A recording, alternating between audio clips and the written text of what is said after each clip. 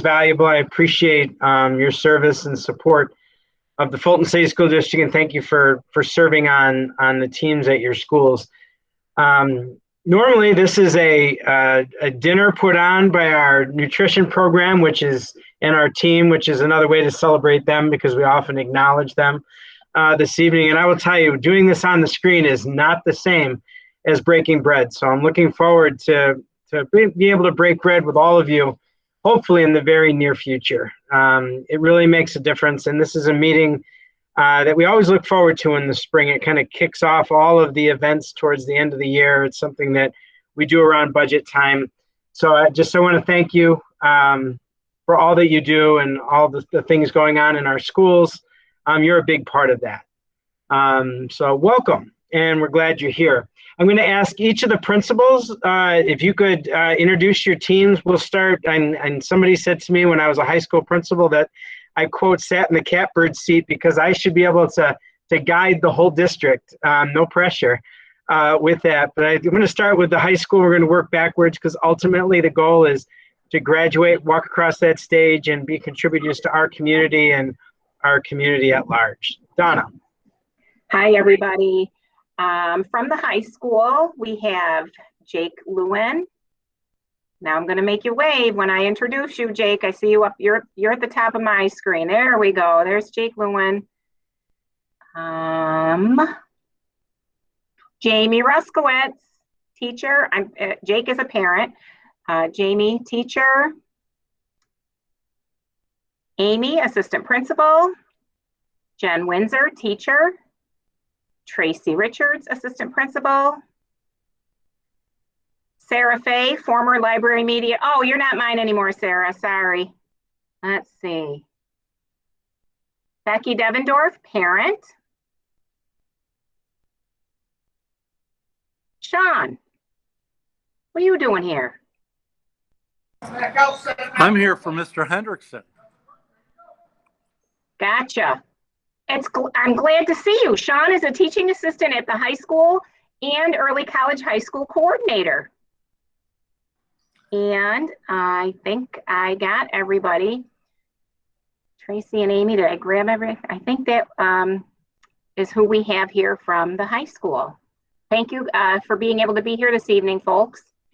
And I'm going to pass it on to, I know Mr. Capani is down the hall getting ready for the Junior Honor Society banquet.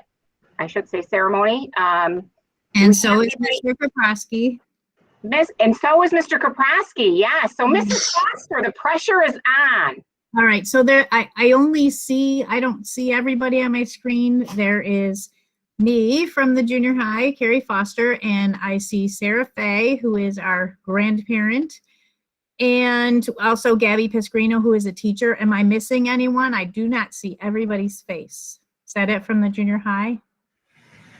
I think Caitlin Hansen is here too. Is she? And Shannon Beebe is also here. Okay, wave. Good, I don't see, because I don't see you on my screen. Sorry. Great. Thank you so much, Carrie. They always move. One person comes in and the whole screen resets. So it's fun. Then let's go in alphabetical order down at the elementary. I always seem to start with Fairgrave. So Fairgrave, Ms. Samsel. Hi, I'm Jean Samsel, principal at Fairgrave. And with us tonight, we do have Alan Bidwell, our administrative intern. And I don't see any of my other members because I think I invited them on the invite that didn't have the Google Meet. Oh. So I am in the process of sending that out because they're probably trying to get on. Okay. So I apologize for that. All righty. Thank you, Ms. Samsel. Let me see. Granby. Where is Ms. Salerno? There she is. Good evening, everybody. Tonight with us, we have Jackie Scanlon, who is a parent. We also have Melissa DeStevens Valenzuela, who's a parent, and Suzanne Somerville and Brianna Ritzel, who are both teachers at Granby. So, welcome. Great. Thank you, Ms. Salerno. Welcome to Granby. And this evening, next would be Lanigan. Mr. Hendrickson, I saw your icon a second ago. Okay, So I am here. I'm There he getting is. ready because I don't know. Can you hear me all right? Yes. So I'm getting ready to head in for the National Junior Honor Society parenting. But I have some reps from Lanigan that I saw as well. I think I'm in the same boat as Mrs. Samsel, where I have some people who are probably still looking for the link. But I did see Amanda Metcalf is here, and Sean Broderick is here. I would expect probably Don Patrick and Don Dumichelle will be jumping in shortly as our members from Lanigan, as well as some teachers who may or may not be here. But it's kind of a busy night, so we're getting ready to head in. And Mrs. Geithner is going to pinch hit for me and help out with the Lanigan details tonight. Welcome, everyone. Thanks. Thank you, Jeff. And I'm not sure that, I know Liz Stoddard had another commitment. I'm not sure she got on. If you're a member of Volney, if you could unmute and announce and say your name, please, from Volney Elementary. Jeremy Greer. Hi, Jeremy. Hi. Jen Dorschel, parent rep. Renata Carey, school psychologist. Any more Volney? Wonderful, thank you. And central office staff, if you could introduce yourselves, please. Mr. Carroll, go first, please. Sure. Hi, everyone. Good evening. I'm Dan Carroll, Executive Director of Instruction and Achievement. Thanks for coming. Mr. Lisi. Hi, folks. Don Lisi, Chief of Operations and Innovation. All righty. And Ms. Geithner. Hello, I'm Jerry Geithner. I'm the Executive Director of Human Resources and Student Services. All righty. And I probably should have started. Everybody knows who I am, but I'm Brian Plavino, the Superintendent of Schools. Is there anyone that wasn't introduced? Mr. Wilson, I should introduce. He's the man literally behind these streaming scenes. If you haven't missed Tim, he is absolutely amazing. So you want to introduce yourself there, Mr. Wilson? Or is he hiding? He's probably streaming a game. Probably is. He actually was streaming the Honor Society the other night. So all of those streaming events that you see, from board meetings to sports to National Honor Society, Tim Wilson is the person behind with a couple of individuals from the tech department. So thank you to Mr. Lisi and his team. And we never acknowledge Mr. Wilson, because without him, a lot of this couldn't happen. So Brian, we also have one more parent from the high school, Catherine Rowley. Hi, Catherine. Okay. And welcome. Mrs. Witter, introduce yourself. Ah. Hi, everybody. I am Heather Witter, the Director of UPK and Literacy. We have a couple of other directors on the call. I see them all popping on my screen now. Ms. Tiffany. Good evening, everyone. Liz Tiffany, Director of Student Support Services. And I think I saw Mr. Meekum, I think. Good evening, everyone. I don't know if you can see me. I'm Will Meekum. I'm the Director of Instructional Support Services. And I think I saw Mr. Els. Hello, Chris Els. I'm the Athletic Director here. And Director of Nursing. And? Oh, Director of Phys Ed. Oh, and the COVID Coordinator. Thank you. So Chris added the role of COVID Coordinator this year. So he has done a stellar job. And I acknowledge that because it's in addition to his role as in all of the other pieces that he does for us. But hopefully all of you weren't affected by COVID in some kind of way, but Chris did a nice job keeping us on the rails all year. So thank you for that. And also Mrs. Adams, Mr. Plavino. I'm right here. Can you see me? Special I can't, Education but you know what? Director. There's so many faces on the screen that I... Yes. Director of Special Education and Instructional Pupil Services. Welcome. Good evening. Right. Thanks, Kathy. All right. Mr. Carroll, can you put on our screen? I'm going to do a very brief overview of the 21-22 Fulton City School District budget. Back in January, I started meeting with a lot of the teams. I may have been to your site-based team. I think I made it to all of them. And back in January, we were at a 20% possibility from the governor as far as looking at possible gaps in our budget. That evolved over time. And we'll highlight some of those pieces, but the good news was that we ended up with a very nice balanced budget. We made no reductions with respect to program. We made one adjustment I can talk about with staffing, just because of the number of students was so decreased with respect to special education students who received a particular service, that we're going to approach that service differently. So if you could slide down through the slides, please, Mr. Carroll. Next slide, please. So at the center of everything we do, and I'm sure you bring it up each and every time you meet as well, but I want to say, those of you that have served on the original Strategic Coherence Planning Committee, if you provided input when we were designing that plan, if you have served on teams in your schools where you have come back to the Strategic Coherence Plan, it is really at the root of everything we do. And I never thought about this until after we were in COVID, but our plan actually poised us extremely well for COVID. Who would have thought that our digital learning initiative would have been utilized in the way we used it? We were poised and we were well on our way prior to COVID, and it really set us up better than other places. All of the work that we did in early literacy, all of the work that we did in social emotional learning, all the work we did around communications, all were done pre-COVID. Nobody knew what COVID was, yet our plan, when we went to put our reopening plan together, it fit almost absolutely perfectly. So it truly is a plan that is flexible and has allowed us to really negotiate through these very fluid times while keeping our rudder deep in the water and moving forward towards our accomplishment of our mission and vision. Next slide, please. These are our beliefs and guiding principles, and I won't read those, but they are also at the center of all of our work and remind us all the time of the importance of every decision that we make. Next slide.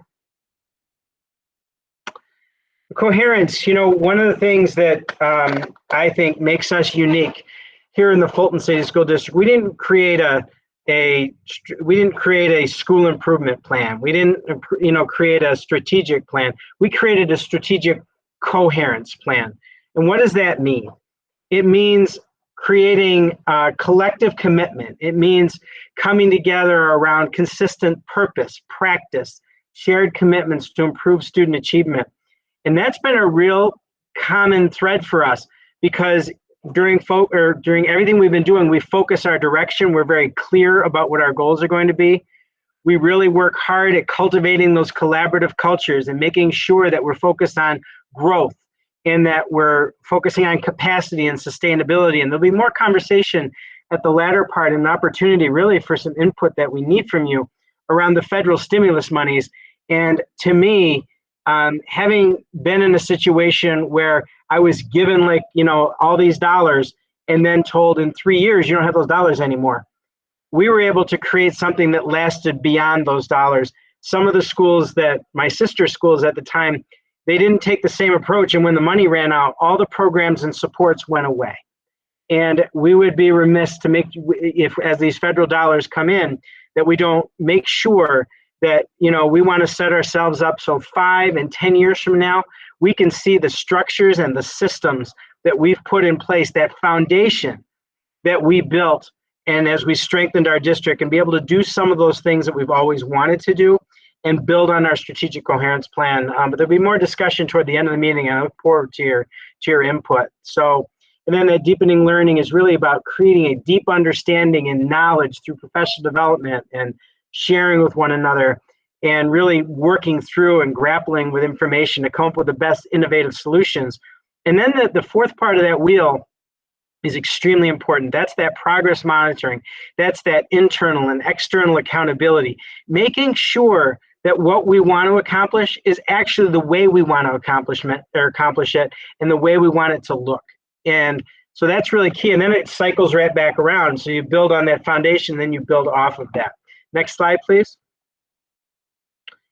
So these are our goals, and I'm not going to read through those. You can go through each one of those at your leisure, but these are our strategic intents, from our leadership to literacy to instruction to social emotional developmental health, family engagement, and innovation. So these are goals that we put together in the initial plan, But when you go through the plan, you can actually see all of the work we're doing now is easily connected and builds on each of those areas. Next slide, please. So the Board of Education got together and had a budget workshop on December 15th. And what they did this year is they took the strategic coherence plan, those specific areas, and we built those as being the budget parameters, those parameters that we wanted to take into consideration when we're building this year's budget, because the budget is the fiscal resources that drive our machine that we know as our district. So those areas around leadership and securing long-term fiscal health, and we've done a very good job with that. We were poised.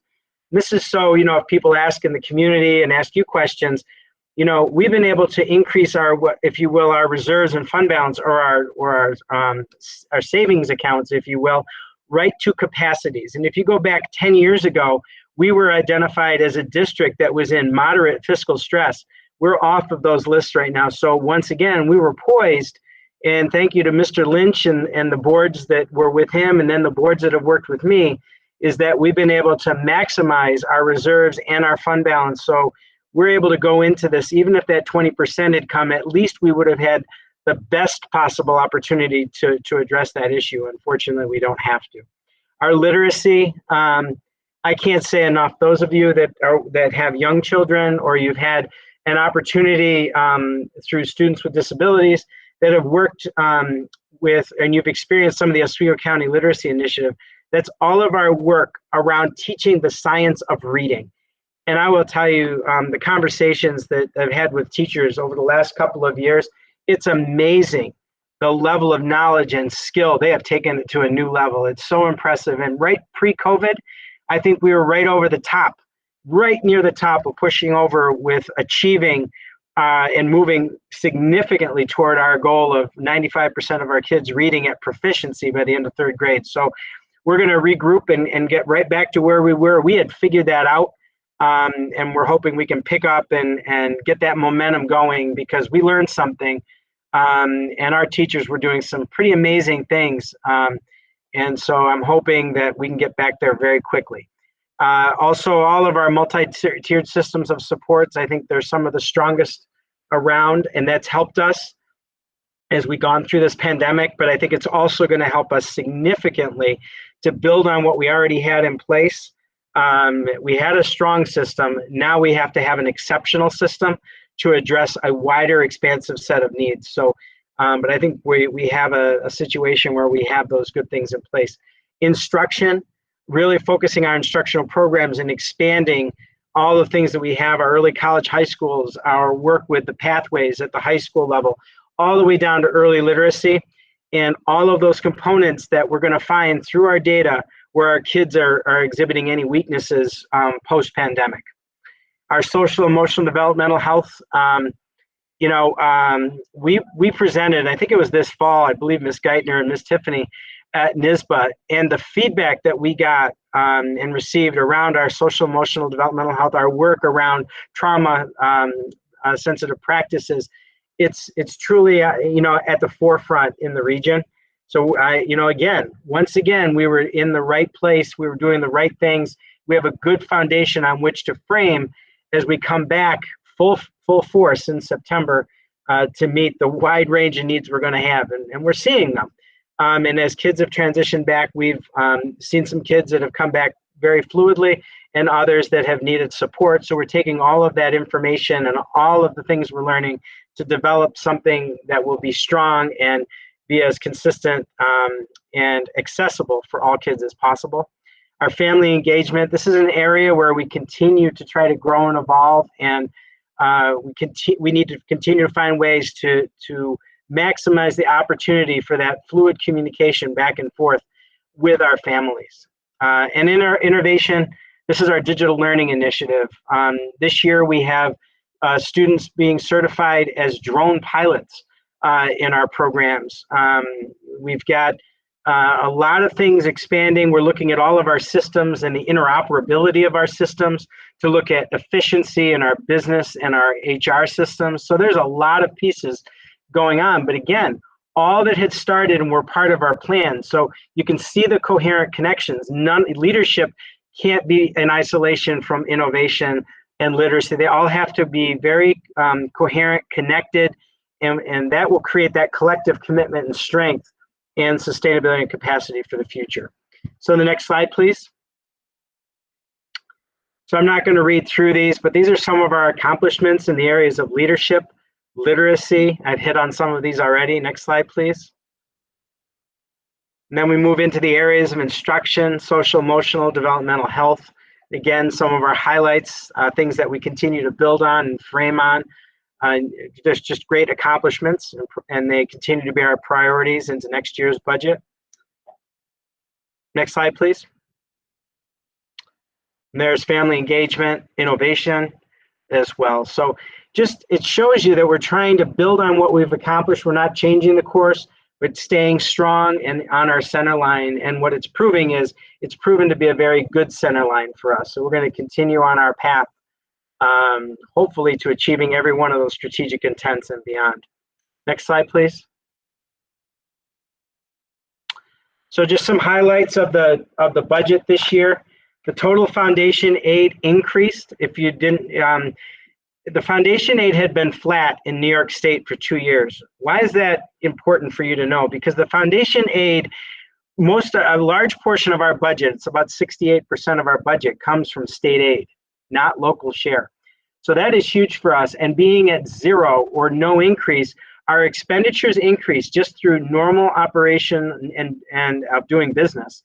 So, you know, contractual obligations, cost of materials, supplies, so on and so forth. Generally, it's a 2.5% to 3% increase is what you generally see, ballpark figure. And so we had seen 0% increase. And last year, the gap was filled in part by the CARES Act. So to see us go up this year, about 7% was good news. We went up about $1.4 million. We're at 90.5% of full funding. What does that mean? In the government, there's been a number of cases that have actually made it up into higher level courts. And they've said that the Campaign for Fiscal Equity indicated that this formula wasn't funded at 100%. And high need and low wealth districts, hence Fulton, and we are the third poorest district in the 5-county area, just behind Syracuse and Hannibal. We literally are right with them. That we are very dependent on this foundation aid. And in 3 years, this budget indicates that we're going to be 100% funded. And so that's going to increase us another 9.5%. We'll keep our fingers crossed. They've talked about that before, but good news. And so you can see the number there. That number right now, if we were fully funded, we'd be sitting at $40,599,000. So I don't know about you, but I can figure out how to use almost $4 million to the benefit of our students. And then there's a number of other things on here which I won't highlight. We continue to grapple with the transportation bill. I will say that I believe eventually that'll be addressed. That's where they indicate a piece of paper wasn't filed about 4 years ago. And so we continue to work with our local politicians and our state and our legislators, as well as our assemblymen and senators. So we'll continue to go that. And I already mentioned the 4% for fund balance. We're in good shape there. Next slide, please. We can go on from this one. This one's really not too helpful. So on this next slide, you'll see, just to kind of give you an idea, and next slide, please, that you'll see is a 9-year, oh, the other way, 9-year picture of where we've been with our tax increases over the years. So just to give you an idea, we've it's in 12-13, it was 1.9%, right in the center there of the screen. We could have gone to 3.1. And if you drop all the way down, we were at 2% last year, and we could have gone to 2. Why is that important? Because on the permissible growth, we could have had 3.5 million. It's over on the right-hand side there, and our actual was 2.2. So in other words, that's a little over $1 million a year that we could have in our tax base, which we do not, which is the right decisions that have been made over the last 10 years, and absolutely the right decisions. This year, that number is 0%. We did not do an increase in the tax levy this year, so that's 0. So next slide, please. And just juxtapose what the tax levy and the tax rate are. So those are just definitions, and we'll share this PowerPoint with you as well. Next slide. Fund balance and reserves, next slide that I just referenced. This will just show you how much we've added. And the most important line is really the bottom. Our change in fund balance has gone from $10,201,000 in 2017 to we're all the way up now to $12,290,000, or a $2,088,000 increase. And that includes taking $1.1 million out of our capital project reserves, which was allocated specifically for work on the field. So that's why that negative is there. But this is good news. I mean, so what this tells you and others that may ask, or people that may ask, that our fund balance and reserves are in very good shape. That's good news. So next slide, please. So this year's budget was an increase of 3.3%, or $2.4 million. That's a far cry from last year when we reduced just over $2 million from our budget. So we went hard at the front end. I think we did the right thing. We didn't lose anything last year, but we went lean. And that set us up for this year, I think, to right now we're underspending our budget this current school year. So this is a good budget for us. It matches up with our needs. I think the way we planned it out worked well. This includes contract costs, salary and benefits. We're going to be adding a special education class, a 12-student, 1 teacher, 1 assistant classroom. So that's a teacher and a teacher assistant. Those numbers have gone up a little bit. We're seeing, and Ms. Adams, you can always chime in, but an increase in the number of students already identified coming into the district that may need special class. And we're seeing a number of youngsters also needing, that have more needs coming to the table. So this is an area where we continue to monitor, and this is an area where we're seeing this not only locally, but this is a national phenomenon as well. So kids' needs are becoming a little bit more complex over time. Next slide, please. Our reductions, just to tell you how we got to our budget, we made a $350,000 adjustment in technology, which we easily can address through the federal funds. We reduced the teacher of the deaf position. We were down to a very, very, very low number of students who had that on their IEP. I believe it was 2. And we'll be able to provide those services in another way. We were able to reduce our health benefit costs by about $100,000. That's over an $11 million component of our budget. So it's a very, very small part. And then we reduced a bit in supplies and contractual. And then we added the teacher and the TA at $150,000 for those 2 positions. So a net change. So we reduced about $455,000. So a little bit different from where we started from, but not too bad. Next slide. So our current budget gap was $356,000. That was our gap when we asked the board, did you want to use reserves? Did you want to consider a tax levy increase? And federal stimulus funds cannot be used to balance the budget. They are completely one-time and they are supplemental. So they cannot be utilized to balance the budget for the general fund, which I think is a good thing, because you could have a fiscal cliff if you use like federal stimulus one-time monies. You go a year from now, those monies aren't there anymore. And so now you have to find a different way to close that gap. Next slide, please. So our board determined they were going to use of reserves for the $356,000. And right now, we announced the other night, looks like we're somewhere between $600,000 and $800,000 underspending the budget. Hopefully that trend continues. Large part of that is our health benefits are really coming in nicely right on budget. So fingers crossed on that one. We got a couple more months to go there. Next slide, please. So the budget that we're putting forth is a $76,230,000 budget. $52 million of it is state aid. Our tax levy will stay at $21,613,000. That's a 0%. Our other revenues are like Medicaid monies, pilot funds, all of the payment in lieu of taxes, those kinds of things. We're going to add $356,000 from reserves. Remember, we were already at capacity and we're underspending the budget. So we're going to be putting money in and bring us right back to our maximum. So that's good news. And that gives us our balanced budget that we're putting forward. So 0% tax increase, and all of our programs and all of are maintained. as well as building on all aspects of our strategic coherence plan. So we're able to do that. And then hopefully the stimulus funds will be able to use in very innovative and creative ways to really supplement and really start to aggressively address the needs that we have in that first year as kids transition back, and then really thinking about those long-term plans down the road to ensure sustainability and capacity, so that those of you that may have kindergartners right now see some amazing pathways to graduation. When they get to ninth grade, there'll be a range of opportunities. There are, I believe, 47 pathways in the state of New York. I'm not sure any school district does all 47 really well. So this is an opportunity for us to really dig in and really strengthen areas that may be pivotal here in Fulton. Next slide, please. So I've been talking a lot. Do you have any questions? So I rolled. I apologize. Sometimes I get excited and I get rolling. But to be honest with you, I'm sure you got the pieces and the components there. The keys are 0% increase. We're maintaining everything we're doing. And I feel very good about making that this budget, even if federal stimulus didn't exist, that we could keep the rudder deep on our strategic coherence plan and keep us on our journey to reaching our mission and vision. So if there aren't any questions, I'm going to turn it over to Dan, and he's going to talk about the federal stimulus a little bit. If you're comfortable doing that, Dan, or I can just keep going.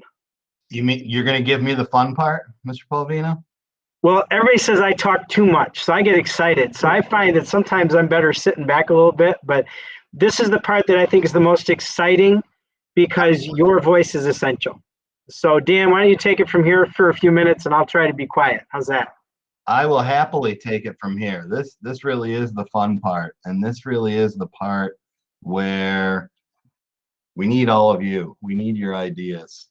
So really, Mr. Polvino's just spent the last several minutes, line by line, almost piece by piece, describing that process that we kind of grind through every year to make sure that we're able to balance a budget that provides all of our students exactly what they need for the next year. What's fun about what we'll talk about next are funds that are outside of that annual budget, and funds that really are designed to help us think forward, not just about sustaining program, and actually quite the opposite. Part of the responsibility with these funds is that they not be used to replace things that we've already been able to accomplish within our budget. With these stimulus funds, the idea is to be innovative, to use this short-term injection of millions of dollars to really set your school and your district on a course for the future. Okay, and that's where we need as many voices in this process as possible, and especially informed voices like yours. So, I've already mentioned a couple really key points that can be very confusing to the public when it comes to the stimulus funds. Okay, one really natural kind of confusion over this money is that sometimes you'll hear districts, really not our own, as Mr. Polvino described, we're set up in a very healthy way. But you'll hear districts talk about how, on the one hand, they are struggling to balance their own budget, yet on the other hand, you hear about this infusion of federal funds, okay? How can both of those things be the case? Well, like I said, they can both be the case because we are charged with not using these stimulus funds to fund programs that we already have in place. All right, what are these federal programs called? First, we have the CRRSA. In other words, the Coronavirus Response and Relief Supplemental Appropriations Act. So that's a mouthful. My guess is, though, that over the next months, these terms, even the acronym CRRSA, will be ones that you start to become more familiar with. Just like a year ago, PPE was new to us. PPP, we've become familiar pretty quickly with a lot of these terms. So that program, the CRRSA, will put over $4 million into the Fulton City School District's coffers to be used over the next 2 or 3 or 4 years. And please, I invite Mr. Palvino or Mrs. Nichols to interrupt or add any detail at any time. We still don't have all of the details and all of the rules on the use of these funds. Right now, we've kind of got the broad strokes of how these will be used, but that specific time frame, how long we're able to spread the funds out for, whether it's 3 or 4 years, that's still TBD. Yeah, And the then- thing I want to just point out one thing that you see March 13, 2020. Our commitment, where I really want us to do, because it looks like we don't need anything going back to the year before, we're really going to look at July 1st, 2020. So this, we're trying to get it 2021. We're moving forward. Looks like we won't need to use, if any, at all in the last year, nor in this current budget year that we're in. So we're really looking at July 1 moving forward is kind of where you're seeing most, if not 99 point something %. We'll see if there's anything we need, but I think we're in pretty good shape that way. So I just want to give you that idea. The CRRSA does scare me a little bit, because that's only a year away, September 30th, 22, $4.1 million. So again, that one's a little less. The other one looks like it may go to 24 for American Rescue. So just to give you an idea, kind of a. Right, and that one is $10.3 million. So for a total of $14 million to be used over the next handful of years.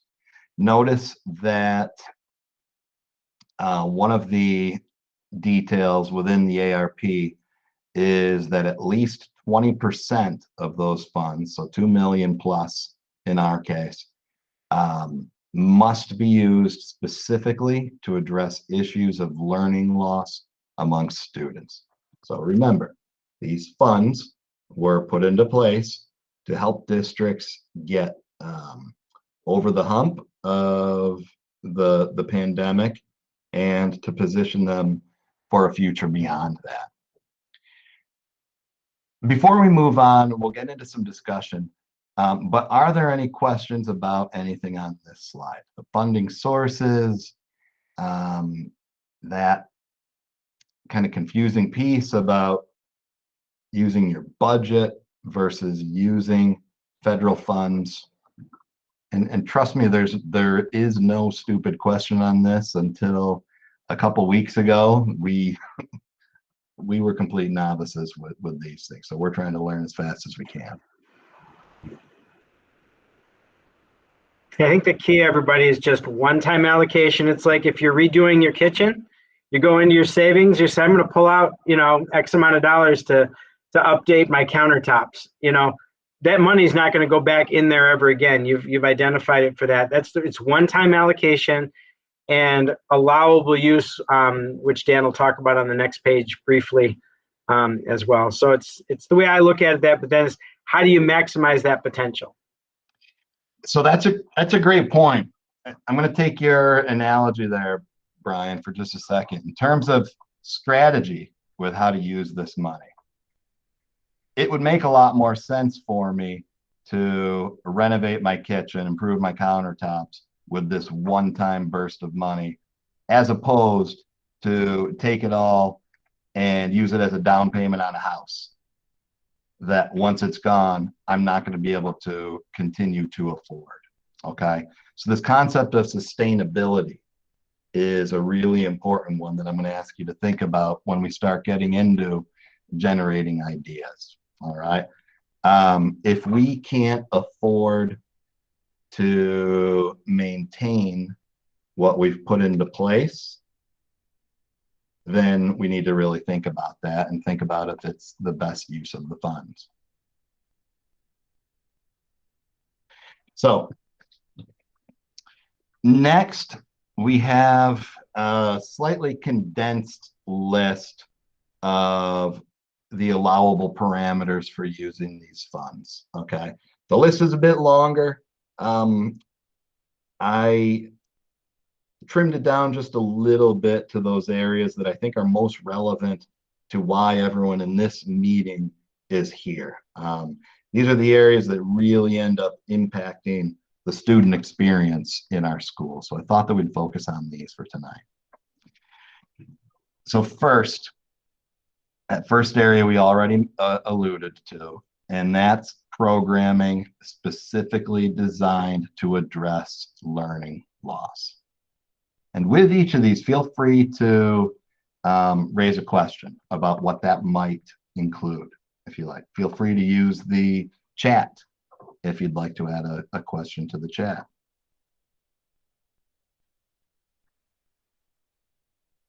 So that's a very broad term, obviously.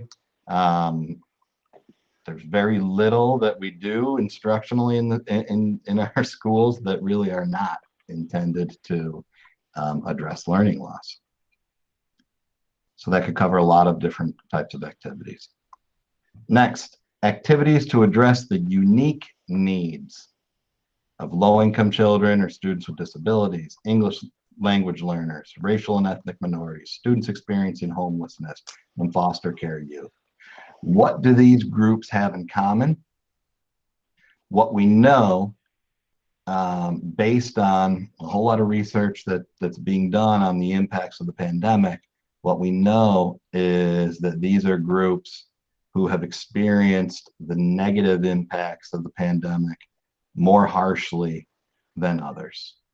Okay, so when we look at achievement data, for example, we know that overall, nationwide, students at the middle of the year were not at the level where we typically see them at the middle of the year in reading or math. In the case of these groups, though, that gap is even wider. The impact of the pandemic has been even harsher.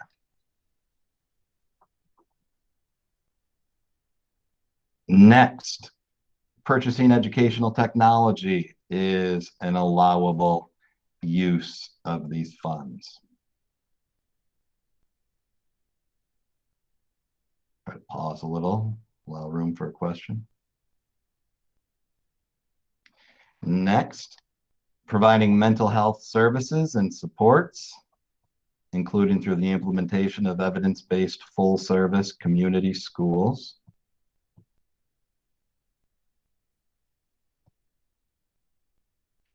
And finally, planning and implementing activities related to summer learning and supplemental after-school programs. Okay, so I hope, my guess is that if you're on a site-based committee, you're someone who has a lot of ideas about how great our schools could be, how much more we could offer if only blank. Okay, so that's really what we're looking for right now. We're looking for your thoughts on filling in some of those blanks. Okay, traditionally it's always been very difficult for us to be able to provide summer and after school programs from our own budget. So if that's been something on your mind that you'd love to see here, give us a little more specific on what a quality offering like that might look like. Okay, what's the type of technology that our students should have at their disposal if we're truly trying to set ourselves up for a future past this situation? You know your children, you know your community. What is the extent of the mental health need that you've experienced? What do you know that our kids are going to need when they come back in fall? Okay. Any questions about those areas? Hey, Dan, it's Sean. Hi, Sean. So just in terms of when we're talking social emotional learning loss, unique needs, outside of sustainability, how will we get to the metrics of, I guess, essentially how we're going to spend the money to, a couple of things to ensure we're spending it the right way and to then communicate to the community, faculty, our students, most importantly, probably how we came to the decisions that we did? Yeah, that's a great question. So it begins with, this list of what is allowable from the federal standpoint. Okay, so that's the starting point. Any spending outside of those parameters is not okay off the bat, right? Next involves venues like this one. Next involves those discussions with stakeholders where we provide the information about the different areas in which we'll have the opportunities to spend some money.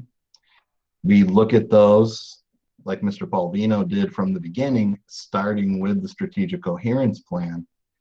And, we have a very, very similar conversation to this one that's ongoing with our administrative team. And the question that we've posed to them is, we set these lofty, ambitious goals with the strategic coherence plan. And we really do believe that we can reach them. So now that we're a couple of years into the strategic coherence plan, knowing what you know and having this opportunity, what resources, what uses of these funds could really fill any holes and get us to that place where 95% of our kids are reading on grade level, for example. Okay, so it's working within the rules of the funding, it's gathering stakeholder input, it's working from a multi-year strategic plan. So with the combination of those things, it helps us to really narrow the possibilities. Does that help, Sean? Yeah, absolutely. I mean, I think our district is doing many unique things, with Pathways early college program that I'm engaged in for one, but we also have many unique needs. And the timeline is maybe a bit daunting just because we want to invest this. I said spend before, probably invest this is a better way of saying it the right way. I think that is a key word, invest. I agree. I think that's a great point, Sean.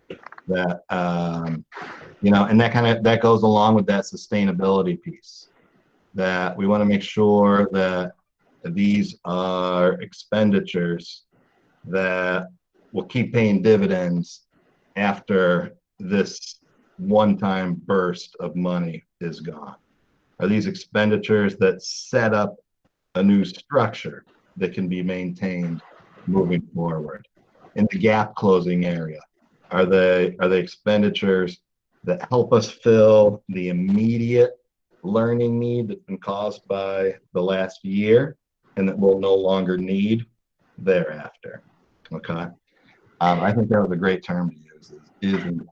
Yeah, it's a great term. I hadn't thought about that. That's a new one. I wrote it down. I think the other Dawn, I saw Dawn put a comment in the chat, absolutely dead on. When you think about our innovation section of the strategic coherence plan and other aspects, instruction, literacy, what you find is there's a great deal of, it's good foundational work, and there's room for how do we build on that. So, for example, I talked about the digital learning initiative, but think back, I think Dawn must be, I hope she's, if I'm on the same page, tell me if I'm not, when we had the Fibonacci project, when we were doing all that work around robotics with our younger kids, and then now here we are flying drones. You know, I mean, it's amazing. And then we're talking about the business aspect of drones. And, you know, Mr. Lisi could pop on there, but one of our drone pilots, one of our teachers at the high school, was showing aerial footage of Fulton. It put Fulton in such a positive light. And I'm like, somebody said we could sell those photographs. You know, I mean, there's a business. I mean, you start to think about all of those different kinds of things. So STEAM would be a great example. Building on. So Dawn, is that where you were going, I hope, or maybe not? Maybe I was out there. I don't know where Dawn is there. And actually, yeah, a few years ago they had done it, and it was an after school for like 5th and 6th graders over at the junior high. And my daughter obviously wasn't interested in it, but I knew a lot of boys that were really into it because they were doing robotics and just kind of fun stuff. And it was a really interesting program, and it was a shame that it was only for a year. Yep.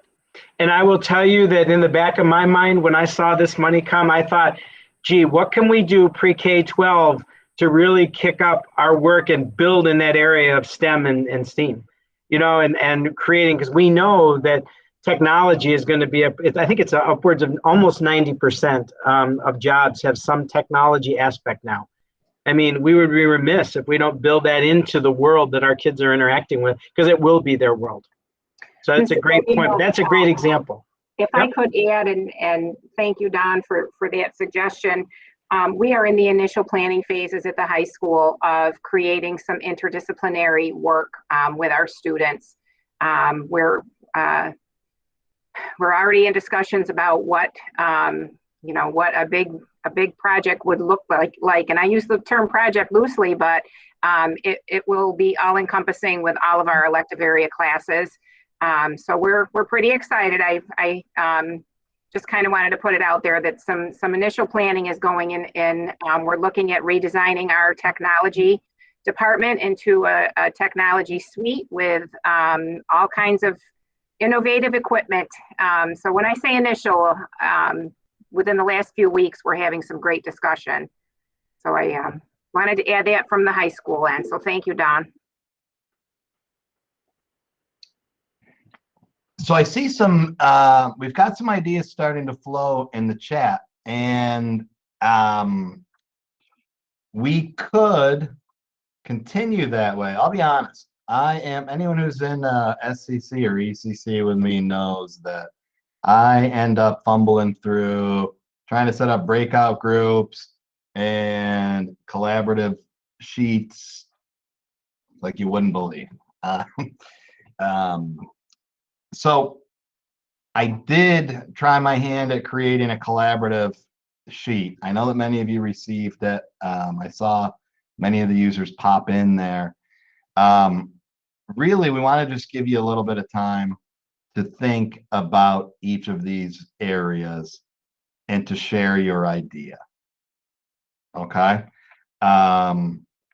We want to come out of this meeting having gathered many ideas in each of these areas as we start to synthesize these separate ideas into some real priorities for using the funds. I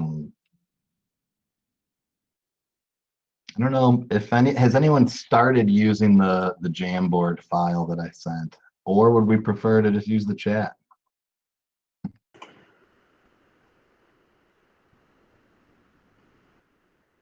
You know what? I'll let you use your preferred method for offering input here.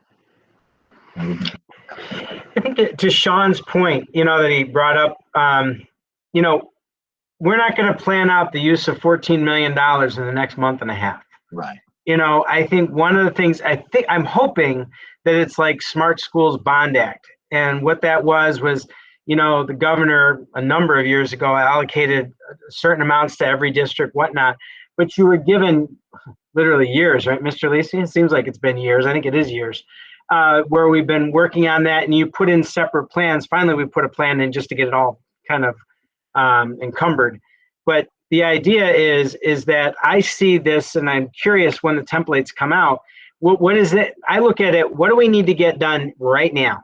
what needs to happen in the next 3 to 6 months to make sure that we get ourselves ready and things in place, whether it's more staffing, things like that are accompanying all of these different supports that we need to put in place. That short term, make sure that we create that access and that support that we've got to create coming out of the blocks. And then, once we get running here, you say, okay, now where are we at?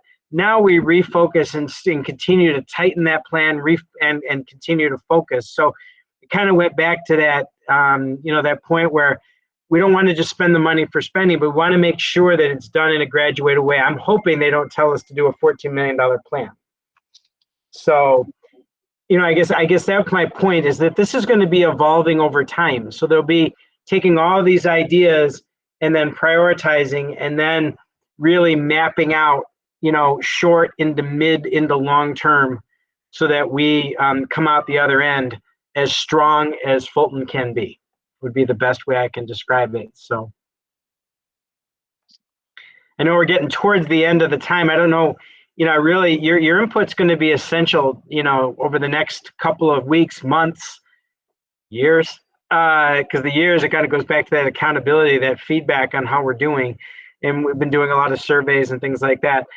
When are your next, to the principals, do you have site-based teams in the very near future? With the Jamboard, we can keep it open and we can just generate ideas right into it. I want to make sure we're committed to your timeframes. I know you have, some of you have obligations, things like that. I've got nowhere to go. I can keep going for the next couple hours, but I don't think anybody else wants to do that with me, but we can. What are your thoughts? Pop them in the chat. What I find is those initial thoughts, those things you've been thinking about, that I said to the principals, and I'll say it to all of you, if we could just do this, we could accomplish this for kids. It's so, it's so important. Okay, so Jean's got one, they got one in May coming up, and that can stay open. We can keep that Jamboard. I don't know enough about Jamboards. I'm not the tech guru here, but. Well, that I want to confirm. Any of our teachers, are we able to close the meeting but keep the Jamboard gathering ideas? Okay. All right, good. So then that will stay open. And in that way, building teams could use it to gather some more ideas. Or anyone who's in this meeting tonight could individually continue to add thoughts as you have conversations with your family and friends as well.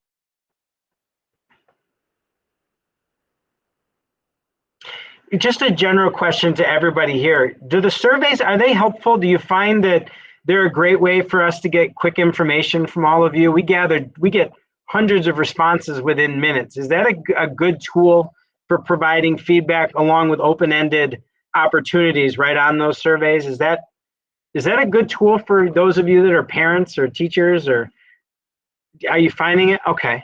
I see Caitlin gave me a yes. Thumbs up if it's a good way. It's a rapid way for us to get feedback. And I'm going to put in a plug for the survey that's out there right now about summer and after school learning opportunities that we might be able to shape for our students. So that went out on a family update just a little while ago. Please encourage everybody to take a look. We already have over 100 responses in a very short time, so keep them coming. So this guy, you're saying I asked a probably kind of a naive question, knowing we're rolling already with survey results? The open-ended. So we're going to need your feedback over the next weeks. And again, if you have thoughts or something, like the STEAM one was great, Dawn. And I saw something out of my periphery about pre-first. I saw something there from Ms. Rowley. I see them, they pop quick.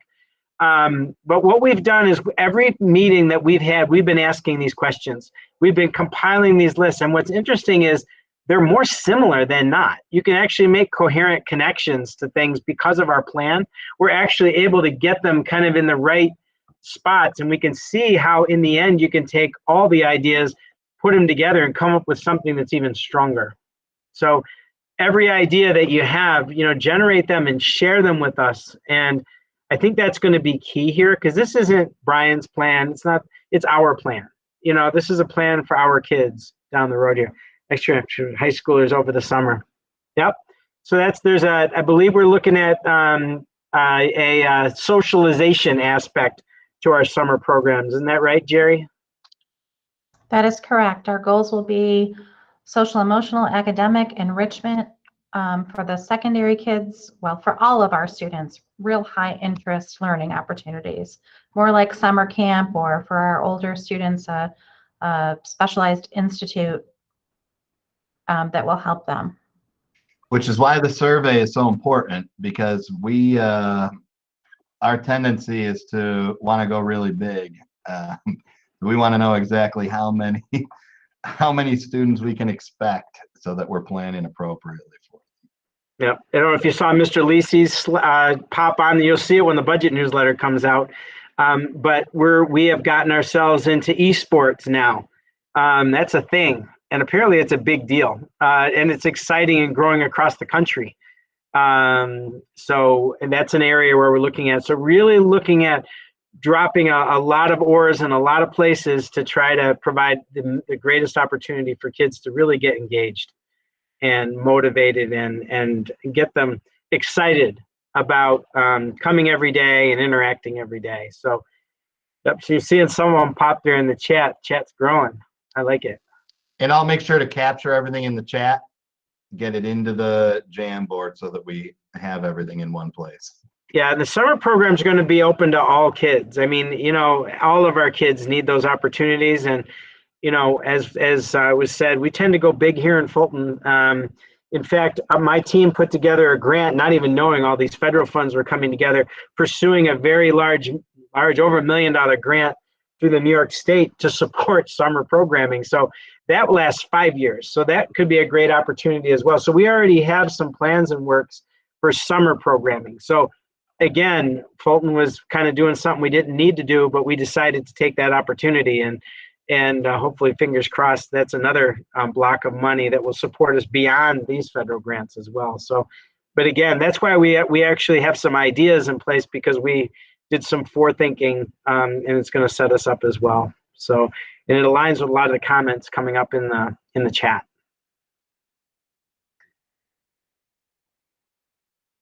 So, our people, what I would say is, I want to make sure we stick to our time commitments. Having an opportunity at your site-based teams, I hope it's there. If you want to send us emails, you can put it in the Jamboard. Things that come up, conversations that you have, there's not any idea that's not going to be considered. I think if you really take a look at our plan, in our strategic coherence plan, there are some, you can just see how we could build on that. There is some exciting potential off that foundation that can happen. I don't think there's an area that can't be addressed in our district for our kids. There's nothing that we can't do. Yeah. So we just got to figure out how to maximize it. I also wanted to address the feedback, Brian, from a couple of people in the chat about the survey being very general, and we understand that. We will get more specific. This survey was just to gauge whether or not people would do summer, and then we'll be able to share some more specific details once we know we can run with those programs and in what format. Yep. So thank you for that. We hope to get information out to you very quickly so you can make child-specific decisions. Yeah, we'll need to put out, as Jerry said, specific session names and how to sign up, because obviously we're going to have to limit them to certain numbers so that we can accommodate due to size regulations. But we anticipate that esports is going to be very popular and fill up probably within minutes. Well, I'll tell you a quick story. My little brothers, I'm the oldest in my family, and my two little brothers grew up with Atari and what are all those games, those video games. I was just out in front of them. Yeah, all of those. And Intellivision, remember that one? And so what's ironic is my little brother does robotic surgery. He actually uses a robot and uses the screen. He's more adept at using his hands that way because he spent so much time doing those games. I mean, it's amazing. And that's a couple decades ago that was happening. And that, imagine what our kids and what our world's going to look like. So think out of the box, and because that's how we'll be able to then create something that's truly attainable. by really stretching ourselves. And some of the work at the high school, when you walk into Donna's office, you see the strategic coherence plans up on the wall. And everything goes back to that. And I've seen that in each of your schools as with respect to the ideas coming out and the planning that you're doing in your schools and the ideas that you're doing. Now we're going to be able to take some of those ideas and really build on them. And as you heard me say, I want to create something that's pre-K through 12th grade, and that you can really see that coherence and that collective commitment across, so that, you know, we see our enrollment start creeping back up while everybody else is going down, because our enrollment continues to go down as a state.